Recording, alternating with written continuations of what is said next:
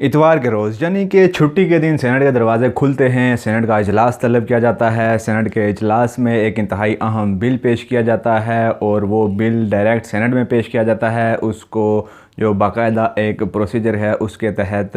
National assembly में पहले पेश नहीं किया गया, किसी कमेटी में पेश नहीं किया गया और उस बिल को सेनेट में डायरेक्ट पेश किया जाता है। और इस बिल पर जब बहस छिड़ती है तो बड़े बड़े इंकशाफात सामने आते हैं और जब इस बिल की डिटेल को देखा जाए तो बंदे के रोंगटे खड़े हो जाते हैं कि हुकूमत जो आखिरी दिन गुजार रही है वो इस वक्त कितनी जल्दी में है और वो इस जल्दी में क्या क्या करने जा रही है। मैं हूं असलान मलिक और आप देख रहे हैं मेरा यूट्यूब चैनल और फेसबुक पेज। आज की इस वीडियो में हम जानेंगे कि इतवार के रोज़ यानी जिस दिन छुट्टी होती है उस दिन भी सेनेट के दरवाज़े खोल दिए गए और ये दरवाज़े इसलिए खोले गए कि हुकूमत एक कानून चोरी छुपे पास करवाना चाहती थी और वो कानून क्या था और उस कानून के पीछे मकसद क्या था। इतवार को सेनेट के दरवाज़े क्यों खुले, इस सब पर आज हम बात करेंगे। इतवार के रोज़ सेनेट का इजलास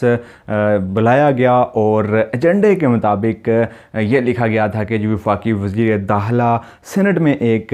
अहम बिल पेश करेंगे और उस बिल पर फिर वोटिंग होगी और उस बिल को पास किया जाएगा। लेकिन जब सेनेट में जो सेशन था वो शुरू हुआ तो वफाकी वज़ीर राना सनाउल्लाह ने वहाँ से वो किसी काम की बिना पर निकले और उन्होंने कहा कि मेरी जगह पर मेरे बिहाफ पे शहादत अवान जो कि जो वज़ीर ममलकत बराए लॉ एंड जस्टिस हैं वो ये बिल पास करेंगे। जब बिल वो ये बिल पेश करेंगे। जब ये बिल पेश हुआ और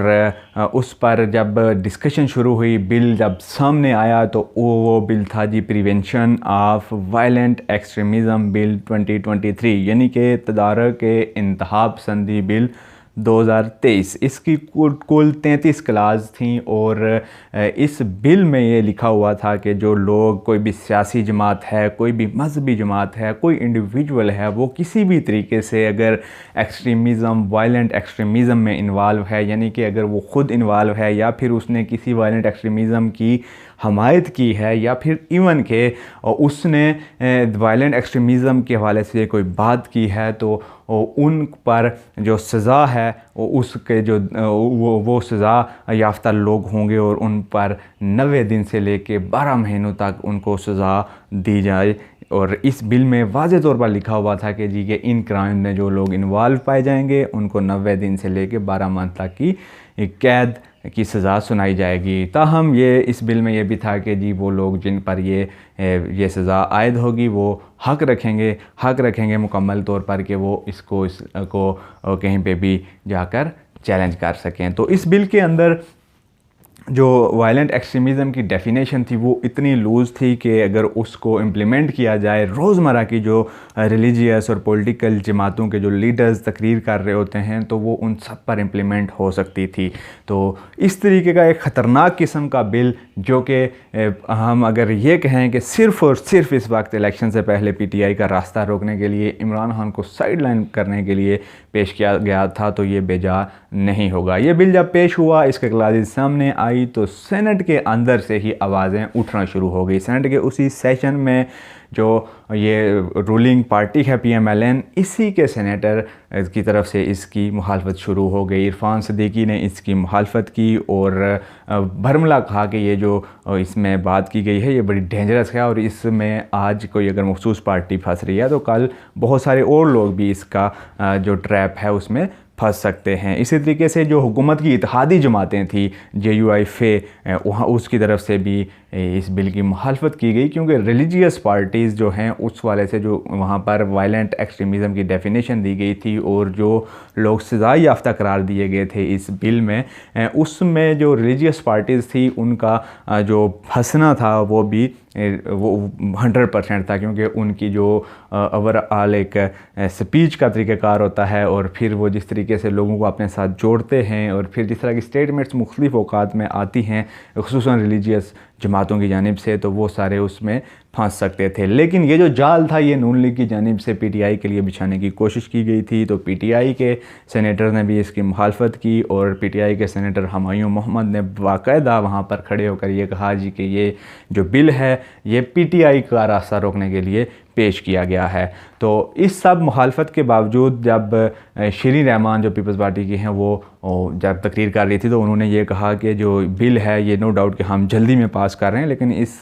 जल्दी में कोई मसले वाली बात नहीं है, हम इस बिल में बाद में अपनी मनपसंद अमेंडमेंट्स कर लेंगे। लेकिन जो ओवरऑल सिचुएशन थी वो ये रही कि जी इस बिल की मुखालफत की गई और फिर से जो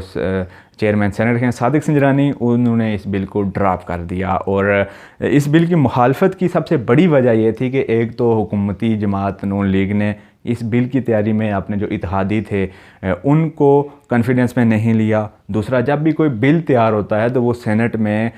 पेश होने से पहले जो कायमा कमेटी होती है उस वाले से उसमें पेश होता है। वो कमेटी उसका बगौर जायज़ा लेती है, उसमें जो चीज़ें शामिल होती हैं उसमें वो डिफरेंट एंगल से उस चीज़ का जायज़ा लिया जाता है और फिर उसको एक हतमी शक्ल दी जाती है और फिर कमेटी को ये इख्तियार हासिल होता है कि वो उस पर फैसला कायम करे कि इसको बिल की सूरत में सेनेट में पेश करना भी चाहिए या नहीं। अगर वो समझते हैं कि ये बिल इस काबिल है कि इसको पेश किया जाए तो वो फिर बिल पेश किया जाता है। लेकिन इस बार हुकूमत के पास चूँकि टाइम कम है और उन्होंने इस वक्त हर मुमकिन कोशिश करनी है कि पीटीआई को इस दौड़ से निकाला जाए, तो ये चोरी छुपे एक बिल पास करने की कोशिश की गई। किसी इत्तेहादी को भी इस बिल का पता नहीं चलने दिया गया। लेकिन जब इतवार के रोज़ सेनेट खुली तो सब नज़रें सेनेट पर थी, क्योंकि इतवार के रोज़ छुट्टी के रोज़ अगर सेनेट के दरवाजे खुलते हैं तो इट्स मीन कि कोई ना कोई चोरी छुपे काम करने की कोशिश की जा रही है। तो हुकूमत के कुछ आखिरी दिन हैं और वो कहते हैं ना कि वक्त का मुकाबला सख्त वाली सिचुएशन है और वो हर वो कानून पास करना चाहते हैं कि जो उनको इस टाइम वक्ती फ़ायदा दे रहा है। बेशक ये जो कानून था अगर ये पास हो जाता तो इसका जो लॉन्ग टर्म इफेक्ट था वो सारी जमातों को भुगतना पड़ता, लेकिन वक्ती पीटीआई का रास्ता अगर रुक जाता इस कानून से तो हुकूमत के लिए यही कामयाबी थी। तो ये वो चोरी छुपे एक कोशिश थी हुकूमत की, चोरी छुपे वो एक कानून पास करना चाहते थे, लेकिन वो कानून सेनेट से पास ना हो सका, वो ड्रॉप हो गया, वो कायमा कमेटी में जाएगा, उस पर डिस्कशन होगी और तब तक जो हुकूमत के दिन हैं वो ख़त्म हो चुके होंगे। 9 अगस्त को हुकूमत ने असम्बलियाँ तहलील कर देनी है और अब दिन बहुत कम है, मुकाबला सख्त है और बिल चोरी छुपे पास करने की जो कोशिश थी वो नाकाम हुई। और ये कोशिश भी ऐसी कोशिश थी कि राना सनाउल्लाह ने फिर एट दी एंड ख़ुद अपने आप को साइड लाइन किया ताकि मेरा नाम इसमें ना आए, लेकिन नाम तो उनका आएगा क्योंकि एजेंडा में ये शामिल था कि राना सनाउल्लाह ये बिल टेबल करेंगे। तो यहाँ से वाज़े होता है कि ये जो नून लीग का कुछ छोटा सा ग्रोह है जो इस वक्त पूरे सिस्टम के ऊपर काबिज है, ये उसकी तरफ से एक चोरी छुपे कोशिश थी कि ये बिल पास किया जाए। अस्सलाम वालेकुम, साइनिंग आउट, अल्लाह हाफिज़, बाय बाय।